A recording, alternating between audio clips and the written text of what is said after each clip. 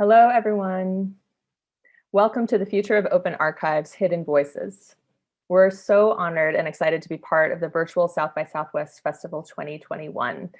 I'm Jocelyn Aram. I'm an archival storytelling producer and artist, lead producer on the Open Archives Initiative, founder of Arbo Radico Storytelling Studio, and your moderator for this panel. So we have three main areas we're going to be discussing today on the topic of open archives, which are centered around the protection of cultural heritage by archivists, artists, and human rights activists, building an intersectional ecosystem of thought leaders to create community-based preservation and access solutions, and utilizing technology to facilitate diverse, ethical, and innovative remix culture. But before we do any of that, I'd like to share a little bit about the background of this panel and give the panelists an opportunity to briefly introduce themselves and their work in this space. So this panel was born out of the Open Archive Initiative, dreamed up by the Alliance for Media Arts and Culture, led by Wendy Levy, which for the last year has gathered thought leaders across cultural preservation and storytelling areas from independent, institutional, and community-based content creators with the goal of collecting and synthesizing accessible collaborative strategies that address core issues in this field today. And we've been really looking towards systemic solutions to preserve and, really importantly, ethically open the collective archives of our communities. So we're now beginning to share out these ideas toward a more just and participatory archive of the future, holding and sharing the stories that must be told and these voices that must not be silenced. So what do we mean when we say archives?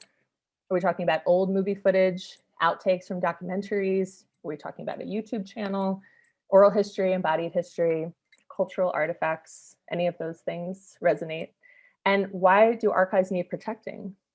So what's been interesting about these open archive talks over the last year and the intersectionality that happens when archivists and activists and artists talk together is it seems an archive, and I say quote, an archive, that can mean different things to different people. So we've really been exploring this term, we've been expanding on it, we've been getting imaginative with it, and we've come up with a list of descriptors, and I'll share that with you from our meetings. And as Javier Flores, who's one of our panelists, has said, there needs to be disruption in the definition of an archive, and this will help it evolve and be open to new conversations and different perspectives.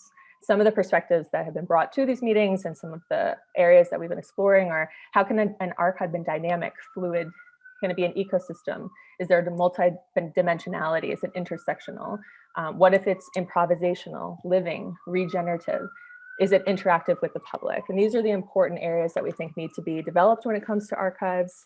And each of our guests who are coming from different parts of the field, this is what makes it exciting. Their relationship to archives and their communities is unique. And so these questions have deep implications for these panelists and really the field as a whole. So without further ado, I'd like to introduce the panelists and have them share a little bit about their work and what brings them to the space today. So Javier, we just shared your quote. So if you could kick us off, tell us a little bit about your work, that would be wonderful.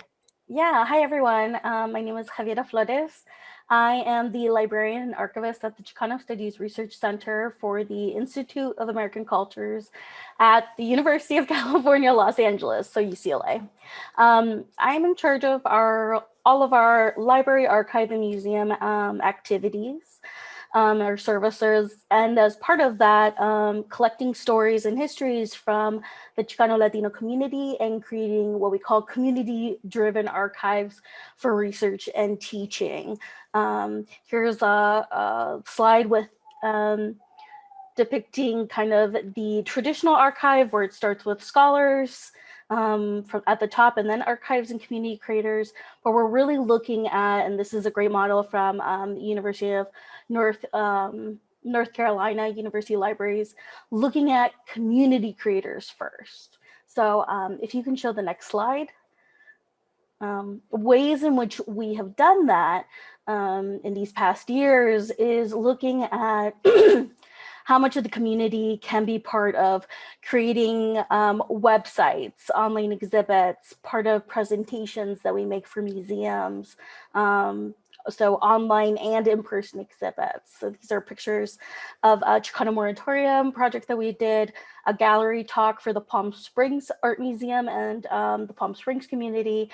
And at the bottom, a digital interactive that was built with digital architects to create a deep dive of the La Raza collection for the Autry of the American West Museum. Next slide. And so ways in which we've, these online exhibits, websites, instructions, presentations in the community is kind of what we, is about what we do and why it's so important to tell these histories about us, but also by us and for everyone. So really interacting and doing outreach, not just processing collections, but being in the classroom, being boots on the ground in people's attics, in the communities in K through 12 and so forth. So that's what I do.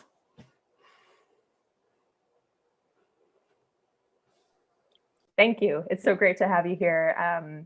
Really appreciate you sharing that. And I'd like to next introduce Jessejumanji. If you could tell us a little bit about your work.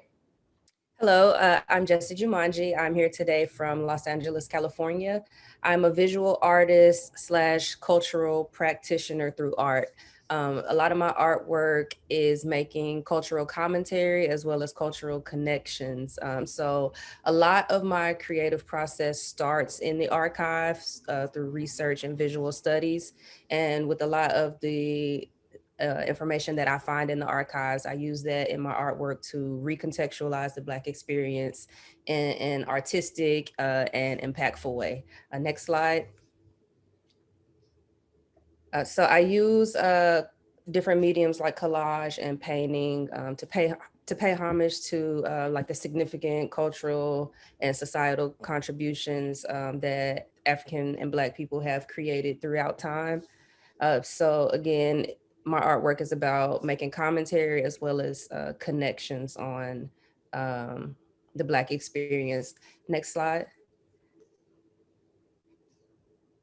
A lot of people would consider my style of artwork Afrofuturism, but I like to think that my artwork focuses on kind of the omnipresence of African and Black influence throughout time and cultures. So that's about it. That's me, Jessejumanji. Thank you for having me. Thanks for being here. Thank you for sharing this amazing art. I'm so excited to talk with you today. And finally, we have Corey Ollinghouse. And Corey, if you could tell us a little bit about who you are and what brings you here. Hi, everyone. I'm Corey Ollinghouse, and it's been wonderful to join this team of incredible practitioners. I am an artist, a performer, an archivist, and a curator. So I'm coming to this conversation through a kind of multiplicity of perspectives and working primarily in the disciplines of performance, video, and film.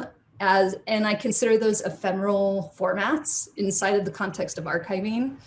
And so most of my projects take an embodied approach to archiving, which for me is about exploring the body as a kind of repository of knowledge, and also drawing from performance forms and cultures that use orature, improvisation, ritual, storytelling, and choreography. And so this approach or this method that I've been developing really looks at the kind of sensorial and somatic dimensions of memory and history. And in one example, I worked as the archive director for the Trisha Brown Dance Company. Next slide. And I had previously been a dancer in her company. And so I brought a particular embodied perspective into the archiving of Trisha Brown's choreographic practice.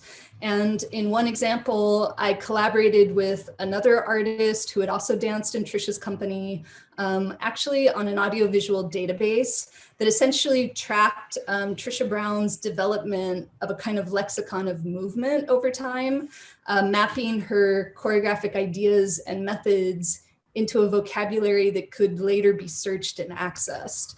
And so anyway, that's kind of a mouthful, but you can see in this image, Trisha's gesturing into the space in front of her, and she was very much interested in this idea of anatomy of gesture. And so in the archive, that idea of a kind of incremental understanding of anatomy and gesture and how it manifests in different forms of documentation was very much part of my practice. And so in one other example, last year in 2019, I collaborated with the Studio Museum in Harlem. Next slide. and on an acquisition of their first performance work for their permanent collection. And this was a work created by artist Autumn Knight called Wall, that essentially gathers an intergenerational cast of Black femme participants into this kind of spatial formation that she calls Wall. And so in any event, it was the first acquisition of its kind by the Studio Museum in Harlem. And so part of the responsibility with this work is how they essentially create the sort of conditions for the long-term stewardship of this performance work, loaning it out to institutions in the future so that it can be reperformed. And so anyway, that was a project where I worked in deep collaboration with Autumn Knight to find ways of migrating the embodied knowledge that lives inside of that work into not only the archival structures, the documentation structures, but also into the terms for how the museum collects artworks that are ephemeral. And so those are just a couple of my projects. I additionally founded, and I'm the director of an initiative called The Portal, which is essentially the kind of experimental container for where I'm doing both a lot of these consulting projects, but also collaborations with both artists and institutions. So that's it, thanks. Fantastic. Thank you so much for sharing. You mentioned the idea of collaboration, which is something I know we'll talk a lot about today, and hopefully is a concept in different contexts that can be helpful as people watch this panel and think about how to open archives and what that looks like in their own communities. So I want to start to have a little conversation with the three of you. I'm just going to stop share here so that we can really think about the takeaway questions that we've decided to talk about. The first one being, how can archivists, artists, and human rights activists protect archival content and the valuable cultural content they contain? When we think about creating access, especially to content behind university walls, I know, Javier, you have a lot of experience with that, and whose work deserves to be in archives? The word deserve, is that even, I mean, how do we think about this content and who's working with it? Can you start us off, Javier, and talking a little bit about that, how that impacts your work? Yeah, I mean, I think I would first off say that, you know, how can we kind of all come together? This is a prime example of that, is just even starting the conversations with the different stakeholders, like that model that UNC created, you know, traditional archives start with like the scholars. And so it's such a small group that gets to decide, and especially where for the longest time, it was only men and white men who were, you know, going to college and getting educated, and then women, and then minorities, and so forth, and still how kind of, you know, this, you know, when people talk about elitism, you know, not being able to even kind of attain even, you know, like a college education, like it blocks out so many people, and what histories get told. And so when you do it the other way around, really boots on the ground in the community, seeing, you know, what they're, not just what they're doing, but what they want to do and what they are currently experiencing. And that way archives are not only in the past, but also in the now. And I think that's being a lot more aware and conscious of what, especially like where we're community driven. I mean, we're community driven for research and teaching, but I would still consider us a community archive. Yeah, thank you. Thank you for sharing that. Corey, can you weigh in a little bit about this idea of the community archive and how Javier's experiences may dovetail with some experiences you've had or different? Sure. I mean, one of the things I love just about Javiera, what you just articulated, is this idea that I think often when people think of what an archive is, they think of it being about the past and it being about preservation of memory. And I think for me, as somebody who works actively inside the discipline of performance, memory is very much a fluid, kind of reconstructed act, in the sense that it's also, you're reconstructing memory in the present. And there is a sort of beautiful, I don't know, I think of archives as these portals that hold a sort of porosity of like pasts, presents, and futures. And so, you know, that dynamic, I feel like, Javiera, that you're describing around community and participatory archives, for me is very much about the idea of living histories, that we're touching a kind of materiality that is not a kind of dead, cold, flat material that should just live in cold storage and be preserved, and then maybe somebody wants to reference it at some point. This is really, the stakes are really about people's lives, and also how people are represented. And so for me, I'm very interested in, again, like the somatic and sensorial dimensions of memory and history, and knowing that often like the knowledge that's held in particular artistic practices kind of escapes even objects and documents, that it's a knowledge that's held through a sort of socially held body. And so part of the responsibility then in archiving is to understand that it requires a kind of paradigm shift from traditional knowledge formations to including, you know, this idea of embodied knowledge as also one of the kind of vital ways and forms of knowing that shape our cultural memory. So for me, you know, again, very similarly, I think this calls to a kind of need for participatory, collaborative, post-custodial archiving practices, which essentially directly involved the artists and the communities in shaping their own complex representations. And also, you know, attempting to kind of address or redress the gaps and historical erasures that show up in institutional spaces. So I feel like I'm working as an independent artist that's often coming in and acting as a bridge between an artist practice and between an institutional space. But I'll say I share many affinities to many of the things that Javiera just articulated. So I'll pass it on. I love what you said about the past, present, and future, sort of in this new, thinking of it as almost a new type of space, like a different dimensional space. And it reminded me so much, Jesse, when you were introducing your work and you used the word omnipresent. So you could speak a little bit about that similarity. Yeah. It's so interesting. I should point out too, we're all coming from very different spaces again, but we share, there's like a lot of intersection in how we're looking at the archival space. Yeah, absolutely. I think Corey and Javiera both made excellent points. Corey, I like how you highlighted participation and collaboration. I think that's vital to kind of close the gap that's been created by elitism in the archives.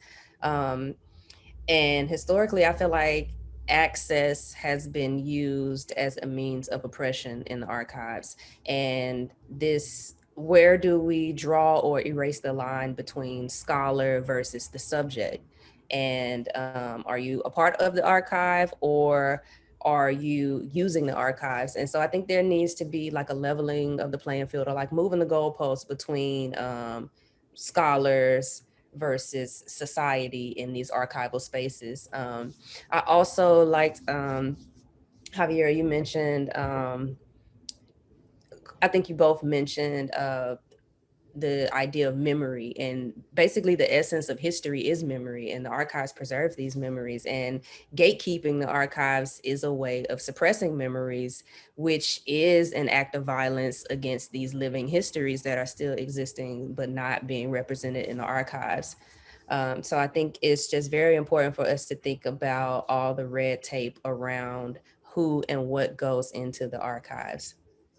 So in terms of what needs to be protected or could be protected and how it's protected, we have to first broaden, what I'm hearing is broadening the definition of what it is and who is doing that work is the first step in thinking about what that looks like. And exactly, we have to redefine the roles that people are currently playing in how the archive is existing and being sustained right now.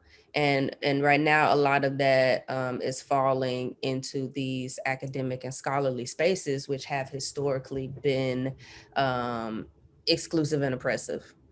And so how do we open that up in a way that everyone is participating and collaborating in the existence of the archive? This is so, I want to use the word healing because that's another word that's come up a lot in our conversations, because when you start to think about the gaps and what's missing and who hasn't been represented and the hidden voices in archives, when you start to empower and re-empower people, which leads us into our next question. A lot of healing can occur, and you've all talked a lot about what that looks like in your work. So I wanted to ask, leading into our second question about creating an intersectional ecosystem and what that looks like, how that can lead to a sort of a transformation of not only the idea of what an archive is, but how we protect it, and then when that happens, what can come of it that is different than the trauma that has been occurring over so many years. So when we build, or how we build an intersectional ecosystem of thought leaders to create and implement community-based preservation and access solutions, what can be the results of that? What have you seen? What's been happening in your work? Is it happening? Is it happening well? I want to toss it back to Javier. Can you share a little bit about what that has looked like successfully, or what you're working towards? Yeah, I mean, like, so what I've seen a lot of is it's happening kind of all over in like these grassroots efforts, and it's coming at a time because of there being so much technology and so much information and misinformation, and so the need to tell our stories, your story correctly, and at the same time figuring out who you are. I think it just kind of comes out of that.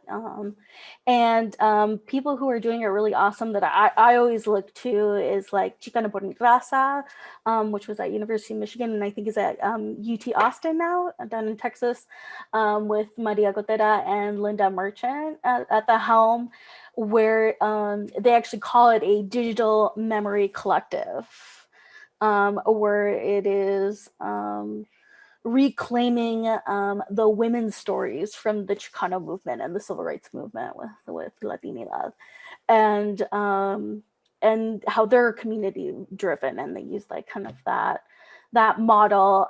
What ASU is doing with, or Nancy Godoy is doing over at Arizona State University with a community-driven initiative, which Mellon Foundation is supporting, going out into the communities and not creating community archivists and like maybe someone like me, where I'm an archivist and I go into the community, but making community people the archivists and training them to empower them to do their own stories. And just having this disruption and divide between like process of collecting and analysis, as interpretation, in the structures to even producing knowledge, and even in academia. And that's something that Maria Cotera came up with, who does Chicana por mi Raza, or talks about in one of her books that I really like, where she pulls from Gloria Anzaldúa, who's a famous Chicana feminist, about these practices, looking at practices of archives, or really what Maria does is she looks at practices of archives versus the body of memory practices. So especially within the Latino community, that's very like faith-based, looking at kind of how our culture has these practices of memory, from generation to generation, versus the practices of archive and kind of the scholarly, way, which was also kind of invented by people not from, these communities. And so goes towards decolonizing the archive, which is something that is becoming an increasingly more looked at thing in the profession of kind of, again, breaking down what is an archive. And through something that Gloria Anzaldúa calls autohistoria teoría, looking at both an object and how it can be recovered, but still relevant towards contemporary practices of history recuperation. That's something that Maria looks at. I know it's something that Nancy looks at. And so in terms of, how we can build it through thought leaders, again, I think it starts with just having these conversations and asking the questions. Absolutely. Thank you for sharing that. Corey, you're nodding your head, and Jesse, I can see your wheels turning. I want to give you the opportunity to weigh in on this. And I also transitioned from the first question, because all of this is interconnected, but feel free to weigh in on, the idea of the protecting of the content and the intersectionality as well. How do those relate to the work that you're doing now? I think a big factor in like fostering this intersectionality in the archives is just making it happen. There's intersectionality in the narratives that go into the archives. And I think first we have to acknowledge the existence of different perspectives when it comes down to different historical events or just societal perspectives. So I think it's important that when we look at how history is recorded and regarded, we're not just looking into major newscasts or major publications for the stories for our history. I think that major newscasts and major outlets are just as important as firsthand accounts and stories from the community. So I think once the archives start leveraging that type of media and that type of information in the same way, then you can really start to get more out of the archives, because it's just not one perspective dominating the narrative. And once we can start collecting multiple narratives and presenting them in the same way, I think that that's a big step forward. And Javier mentioned the term thought leaders.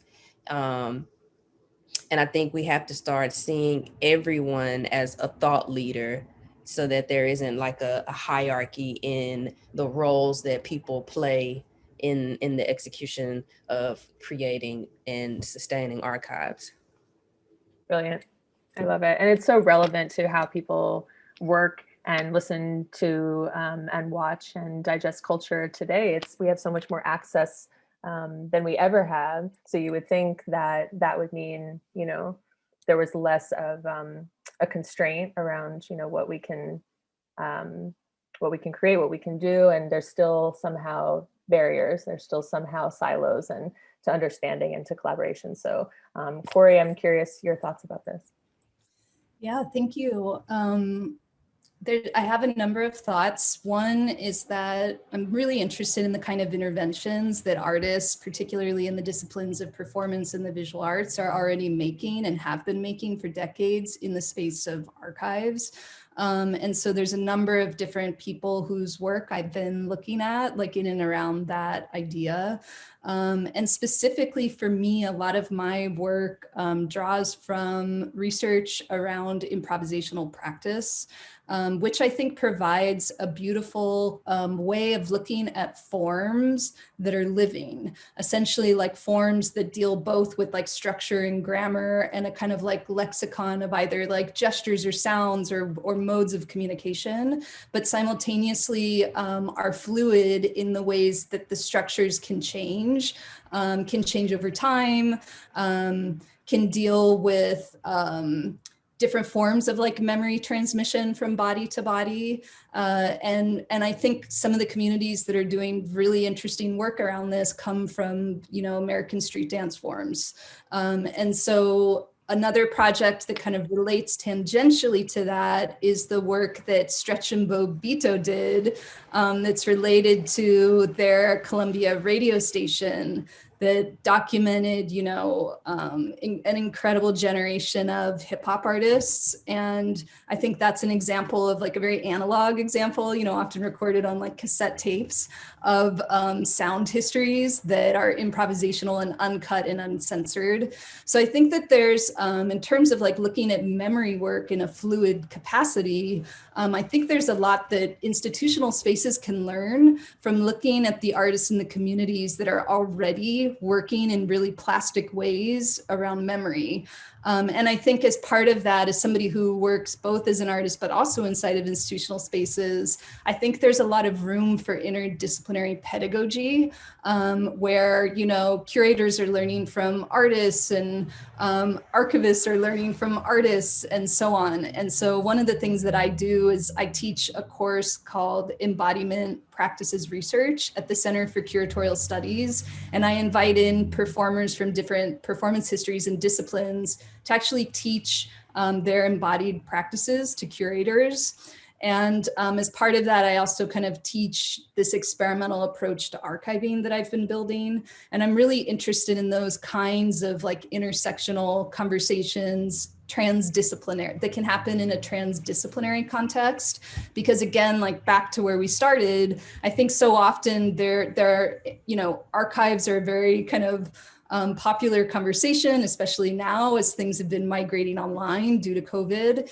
But I think often what's happening is there's very different discourses in different realms. And so rather than kind of having a siloing of these conversations, I think it's really important to invite an intersectionality across disciplines. So I think some of the spaces that can happen in are inside of the realm of education. So. Beautifully said. You read my mind. I actually was getting ready to ask our watching audience here, whatever point you are watching this out there, to consider this as a call to action, as Corey said, an invitation to think about how this might be workable in the environment that you're currently working, how to gain more resources, to think with new perspectives about this. We're actively working at the Open Archive Initiative to think about solutions that we can offer. So just to consider how we start to reframe and think about moving this conversation forward. I do want to start to think a little bit about our final question, branching off from this solutions-oriented mindset, which is how can we start to utilize the tools that we have to create the change that we want to see in the archival space and really open up more of a healing, more of a transformation of both the framing with the possibilities and the creativity and empowering communities and artists to work with this material. So how can we utilize technology? Should we utilize technology to facilitate diverse, ethical, and innovative archival remix culture, art making, and access wisdom from the ancestors is the question. So this is where ethics, another area where ethics is important to consider. Technology is ever changing. Would someone like to weigh in on how this is impacting your work and how you're thinking about this? Well, a lot of my work, like I said, deals with drawing from the archives. I like to make connections between the past, present, and the future. So because of that, I have to account for a lot of information, and I have a lot of things a lot of information to present in my work. And so I'm constantly thinking of new and innovative ways to include that information into my artwork. A lot of times we depend on captions and tags to lead us to information. So I think I've been recently reshaping my idea of how to transmit that type of information outside of just simply tagging things in plain text. So I think just myself trying to be more innovative in the ways that I present information, whether it's overlapping videos from archives, like past and present together. I think it's important for people to see living and moving examples of how pieces of information correlate. So that's kind of been my driving force as far as how I use the archives and present information. Thank you. Jesse, you've also talked about like some of the barriers to access when it comes to getting your hands on cultural material that is from your culture, and that's something that we were just discussing. And how what can happen when you have access to it, you can return it to people from that culture, you can reimagine it. what's been some of the reaction to your work? Because I know and we'll put the link to your work here so everyone can follow you. Your work is just extraordinary. I'm excited for you to get some new fans from this presentation. Your work really should be out there more and more. But I wonder if it surprised you, the impact that your work has had, if it's made you think, if, what's been the encouragement or the questions that have come up as you've gotten out there? The response that I get to my artwork most of the time is, again, people are just amazed at what they're seeing, because a lot of this video footage and these photographs are tucked away into archives that are behind a lot of red tape. A lot of times when I was kind of early in using the archives, it felt like I was pirating my own culture out of these archives. And I just became more and more aware of the disparities in like the distribution of cultural information. And colonization has also dominated a lot of educational spaces and a lot of archive information, because for a lot of Indigenous people's histories, colonization was very disruptive to how their history has been recorded. And I think it's very important for artists and activists to interact with the archives with that in mind, because we're responsible for going in and redistributing the wealth of our culture. So that's my biggest response, is just to my art, is just a reminder of my responsibility to give back what is owed. Yeah, thank you for sharing that. The idea of responsibility is something we talked a lot about in our discussions. And Javier, I wonder if you could reflect some of, the thinking that when we were talking about the AI aspect and, whether or not to use technology, how to use technology, some of the thinking that came up around that in response to Jesse's talk. Yeah, I mean, like, so a lot of things that Jesse are saying are things that I try to think about too, and putting myself in the shoes of the people who created the content and those communities too, not just within the Chicano community, I mean, not just exclusively Latino, because Latino, there's Afro-Latino, there's Asian Latino, Indigenous Latino, that's what Chicano's embracing. And so really not only just being super inclusive of everyone's experience, about being part of that greater culture, but, thinking about responsibility, not just in terms of kind of, because the archivists have been in the past gatekeepers in a sense, not just keepers of memory, but also gatekeepers in a sense. And so what does accountability now look like, or should it look like? And really looking not just at like the ethics of our profession and trying to be neutral. Well, we know archives are not neutral because of who was telling those stories and in charge of those archives.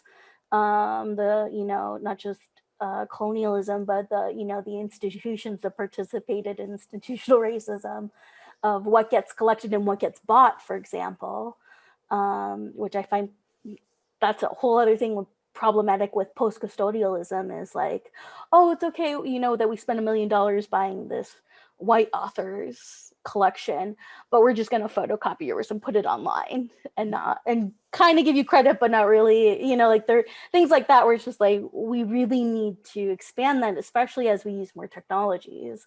And so even like listening to, I think I mentioned the other day with some of you, like that Netflix documentary, The Social Dilemma, where people in tech looking at ethics, so tech experts looking at ethics, and how we kind of need to start kind of looking at the same as we provide access.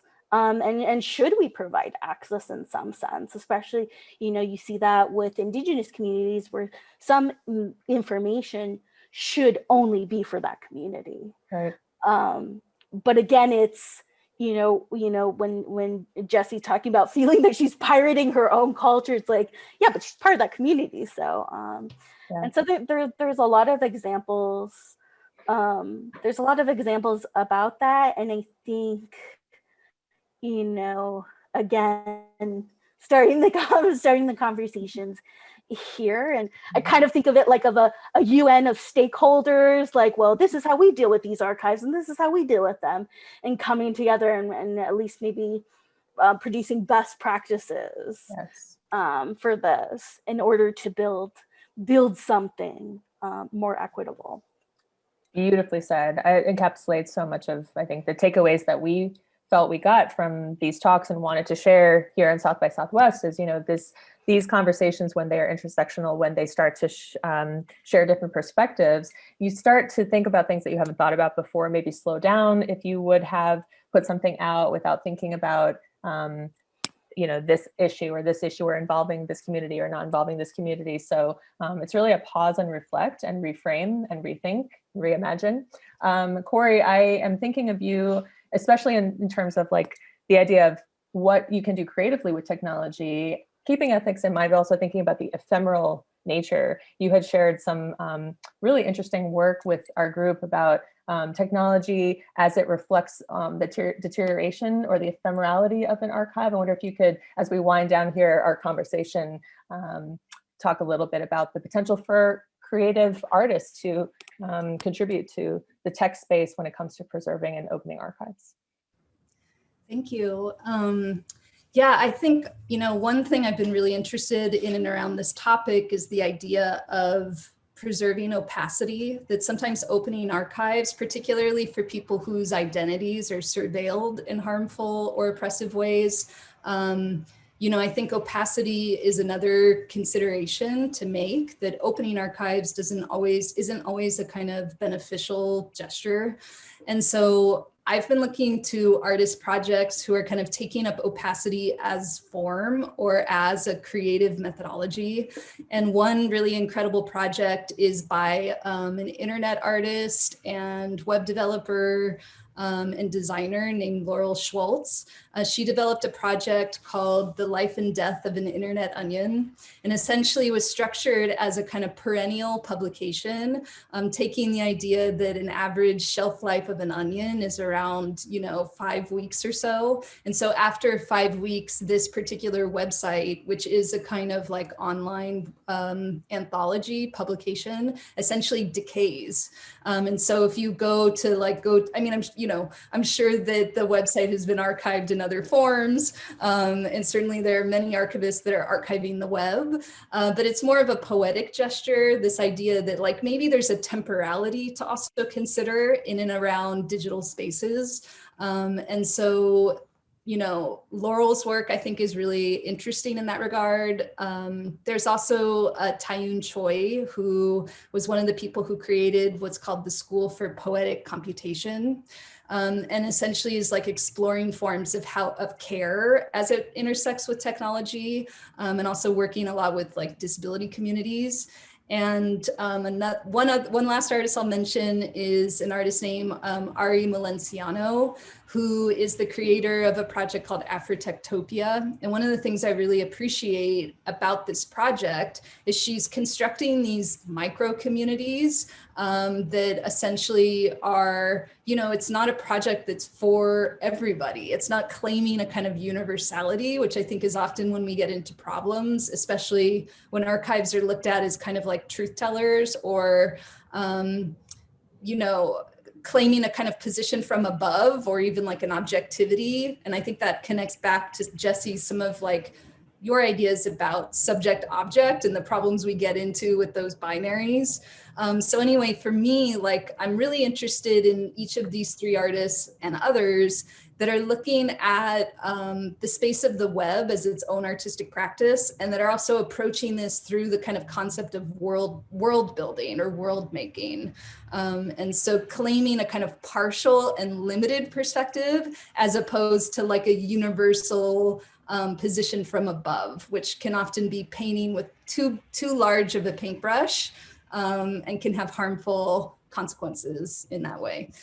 Yeah. Wow. Brilliant. My wheels are turning again. You can see how I've enjoyed speaking with these ladies so much in our Open Archive initiative and here at South by Southwest. You're all so brilliant. This has been tremendous. Does anyone have anything else they'd like to add to our conversation here before we start to wind down? I would like to add a personal example that I'm familiar with of people being very innovative in their idea of creating community archives. It's called Black Quantum Futurism. That's their Instagram as well as their website. It is headed by Rashida Phillips. And what she does is basically creates these community-centered archives based on stories collected from these communities. And what it does is it challenges the idea of space and time and how different communities and societies experience time differently based on how history has been recorded. And so what it does is recenters the community and the people of communities in leading their narratives. So what they do is create these kind of like community time capsules of just this wealth of knowledge and information from different communities. Black femme led, great example for y'all to look into. Thank you. Thank you for including that. Javiera, please. Yeah, that just makes me think of like how important it is to, as like being the outsider coming into not just being witness, but participant. And having cultural competence and being aware and understanding not just your audience, thinking of audience and stakeholders, but like putting actual faces to that. Otherwise, it's still very theoretical versus in practice. And I think really with capturing the true essence of these archives and like you said, how time isn't linear for a lot of cultures. The same with other concepts that like might not exist in ours or what has been traditionally accepted in like archives. So all really awesome stuff, and I've really enjoyed being with everyone and this project. All really awesome stuff. It's a great, I think, note to start to wrap up on. Some great takeaways today. We're hoping that if you're watching this, you've now have some examples of some work being done in the field. You have some different perspectives and ways to look at this work. I think one of the big takeaways is widening the lens and really reframing and rethinking a lot of these concepts that have been taken for granted, that haven't truly been intersectional, that haven't been taking into account these hidden voices. And hopefully now we will be continuing this work, and hopefully now we'll be at the verge of, along with many other people in the field who have been doing this work for quite some time, collecting and synthesizing solutions that we can continue to share out and make this as accessible and healing and helpful as possible. So we thank you for joining us today. And I would just like to share, as Corey had said, a poetic gesture for us to end on. A quote by Kat Cizek from the MIT Documentary Labs, which we thought was a powerful way to think about some of the key issues that we've been exploring today. And that quote is, "What do we archive and why? Is it to observe the past, or is it to put our hands on it and use it over generations, maintaining its power in the hands of artists and communities and not in the hands of gatekeepers? How can archiving be a creative act? How can archiving be a creative act?" So we leave you with this quote, and we'd also invite you to check out these websites of our speakers today. Again, we've been joined by Jessejumanji, Corey Ollinghouse, and Javiera Flores, and I'm Jocelyn Aram. We thank Wendy Levy from the Alliance for Media, Arts, and Culture for supporting this work, for getting us all together in this space. And you can learn more about the Alliance for Media, Arts, and Culture at thealliance.media. My company, Arbo Radico, ARBORADIKO.com for archival storytelling. And thank you for joining us for the Future of Open Archives Hidden Voices South by Southwest 2021.